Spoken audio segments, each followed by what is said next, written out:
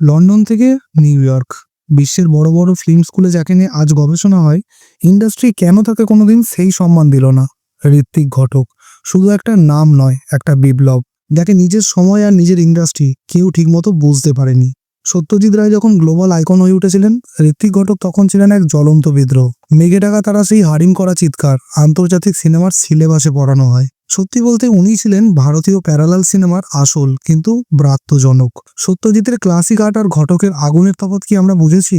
কিন্তু ইন্ডাস্ট্রির এই চাকচিক্য আর কমার্শিয়াল গ্ল্যামারের মাঝে ঘটকের এই নিষ্ঠুর বাস্তবের কোনো জায়গা ছিল না। উনি সিনেমা বানিয়েছিলেন আপনাকে আনন্দ দিতে নয়, আপনাকে ভেতর থেকে ঝাঁকুনি দিতে। পকেটে টাকা নেই, ফান্ডিং নেই, তবুও শিল্পের সাথে আপোষ করেননি। ফলে বক্স অফিসের ভিড়ে হারিয়ে গিয়েছিলেন এই জিনিয়াস, মারা গিয়েছিলেন দারিদ্র্যের সাথে লড়াই করে। তার সিনেমা ছিল দেশভাগের যন্ত্রণার দলিল, যা ইন্ডাস্ট্রি হজম করতে পারেনি। ঋত্বিক ঘটক এমন একটা আগুন যাকে অবহেলা করা যায় কিন্তু ইতিহাস থেকে মুছে ফেলা যায় না। আপনার কি মনে হয়, রায় নাকি ঘটক বাস্তবকে কে বেশি শক্তিশালীভাবে তুলে ধরেছেন? কমেন্টে জানান।